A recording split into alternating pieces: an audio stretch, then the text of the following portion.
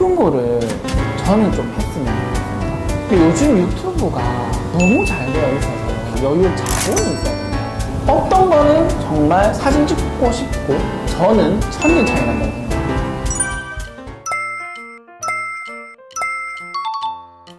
네, 안녕하세요. 권카페입니다. 지난 시간에 우리 뭐 했죠? 지난 시간에 손님 없을 때 네네. 이 카페를 어떻게 하면 좀 변화시킬 수 있을지에 대해서 얘기해 주셨어요. 손님이 없는 카페에서 어떤 변화를 좀 이뤘으면 좋겠냐 하면서 이제 뭐 브랜딩이라든지 메뉴 개선, 리뷰 보면서 좀 객관화하고 홍보하고 이런 것들 얘기했었네요. 그럼 이번 주 주제는 뭐예요? 이번 주에는 개인 카페를 하고 있는데 시대의 흐름을 따라서 유행을 빨리빨리 쫓아가고 싶은 사람들에게 도움될 만한 또 팁이 있을까요? 사실 이거는 저도 조금 어렵기는 한데 저도 이게 유행될 거라고 예상을 하지만 실제 잠깐 흐르다가 멈추는 경우도 많고 또는 생각하지 못했던 것 한번 이제 한 바퀴가 다시 도는 거죠. 추러스도 있었고 뭐 여러 가지들이 이제 예전에 유행하다가 다시 한번 오르는 경우도 있어요. 소금빵도 그렇고 그래서 이거는 뭐 딱 이렇다라고 하기는 조금 어렵긴 한데 그냥 제가 생각했던 몇 가지들을 이야기를 해보자면 우선은 첫 번째로는 개인샵을 하시는 카페 사장님들은 휴무를 저는 좀 했으면 좋겠습니다. 그러니까 이유가 뭐냐면 대부분 개인샵 하시는 분들이 본인이 거의 메인이 되어서 매장을 운영하다 보면 매장 운영하기 전까지는 흐름을 읽기 위해서 많은 커피숍들도 가보고 많은 곳들을 분명히 돌아다닙니다. 그 중에 괜찮은 아이템들을 뽑아서 오픈을 해요. 그래서 오픈을 하고 나서는 한동안은 흐름과 잘 이어져 나갑니다. 근데 어디서부터 문제가 생기냐면 만약에 문을 닫지 않는 커피숍들 저도 그런 걸 한번 해봤었고 한 6개월 동안 저는 일만 하고 살았던 적이 있는데 그러다 보면 일단 제 체력도 떨어지고 그 다음에 너무 그냥 제 시야에서만 꽂혀져 있다. 그래서 사장님들의 휴무는 휴무가 아니라 다른 흐름을 읽기 위해서 다시 재충전도 하고 휴무 동안 흐름을 파악하러 다니는 시간들이 분명히 필요하다고 생각을 합니다. 근데 정말 안 쉬어요, 우리 사장님들이. 저도 이제 젊은 친구들 창업하는 거 보면 저도 20대 때 그랬지만 체력이 남아 돌거든요. 그래서 아침부터 밤까지 일하고 휴무 없이 막 이렇게 일을 해요. 근데 이게 정말 몸에 안 좋은 게 뭐냐면 저는 몇 개의 카페를 오픈하는 동안 계속 반복적으로 그렇게 해보니 어느 순간 제 체력은 바닥이 나 있고 원래 흐름을 타고 가던 사람이 흐름을 쫓아가기 바쁘게 되고 이런 악순환이 반복이 되더라고요. 그래서 내 건강도 챙기면서 그 다음에 그 흐름을 파악하기 위해서 제 생각에 사장님들은 무조건 주 2회 정도는 휴무를 하셔야지 좀 더 이런 흐름을 잘 타고 갈 수 있을 거라 생각을 합니다. 물론 저희도 힘들어요. 그게 잘 안 되지만 제가 생각을 해보니까 그런 것들이 방법이 하나가 될 수 있을 거라 생각을 하고 그 다음 또 생각을 해본 게 인스타나 유튜브. 요즘 유튜브가 너무 잘 되어 있어서 유튜브만 보고 커피숍 창업하시는 분들도 많으시고 유튜브만 보고 그냥 디저트 다 하시는 분들도 많으시고 물론 그 안에서 내가 어떤 디테일을 하냐에 따라서 성공과 실패로는 나뉘겠지만 시간이 없고 체력적으로 너무 힘이 들다면 인스타나 유튜브를 참고하시는 편이 정말 좋은 것 같습니다.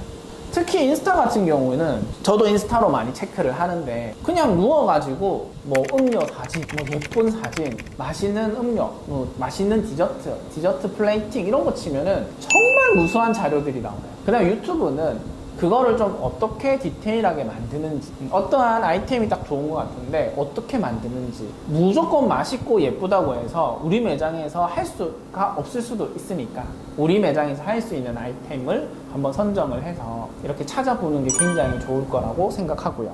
또 그 다음은 이거는 저번 시간에 한번 얘기했던 건데 테스팅할 여유 자본이 있어야 됩니다. 저희의 이제 예를 하나 들자면 저희는 이제 로스팅 공장을 하죠. 로스팅 공장을 할 때는 가장 힘든 부분 중에 하나가 뭐냐면 매해 콩이 바뀌고 분명히 작년에 좋았던 콩인데 올해 별로일 때가 많아요. 물론 작년이 별로고 올해가 더 좋을 수도 있지만 그러려면 그 많은 콩들을 테스팅을 해야 되는데 이 비용이 사실 만만치 않습니다. 저희도 로스팅 공장에는 한 달에 50에서 100만 원 정도는 기본적으로 그런 거에 쓰게끔 비용이 따로 측정돼 있어요.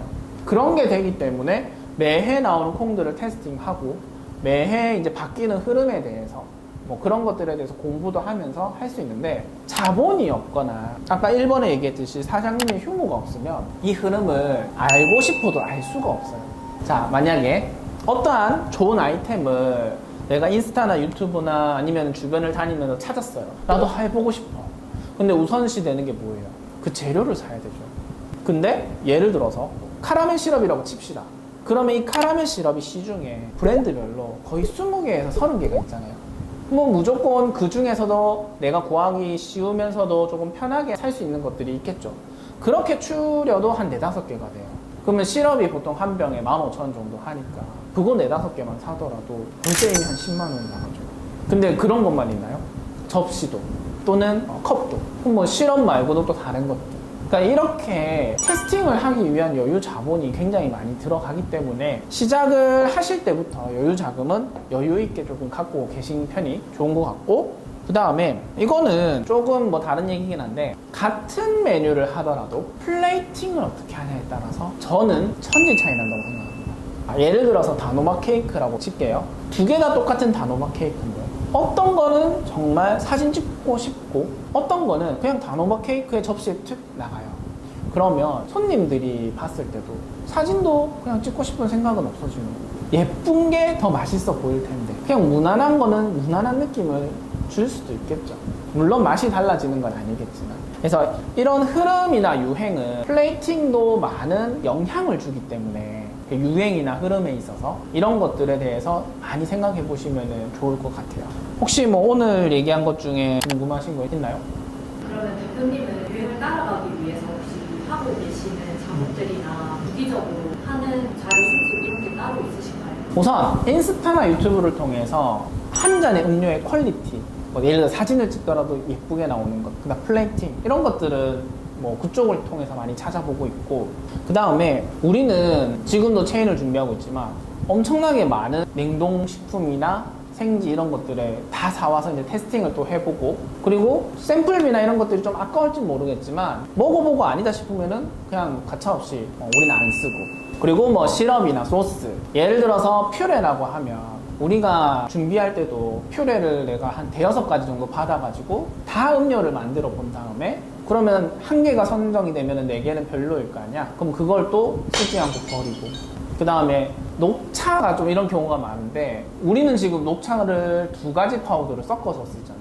그러니까 이런 식으로 딱 하나가 좋아서 하나로 간다기보다는 시중에 나와 있는 제품들로도 이제 블렌딩을 해서 그거를 조금 더 맛있게 만들 수 있는 걸 여러 번 이제 테스팅을 하는 거죠. 그래서 나도 이 주제 자체는 뭐 내가 이렇다 저렇다 얘기하기가 조금 힘들긴 한데 그냥 내가 해본 또는 해봐서 괜찮은 것들을 몇 가지 추려서 왔으니까 여러분들도 한번 얘기를 듣고 따라해 보셔도 좋을 것 같고, 또는 뭐 여러분들이 생각하는 흐름을 따라가는 방법들 댓글로 남겨주시면 좋을 것 같습니다. 네, 이상 권카페였습니다.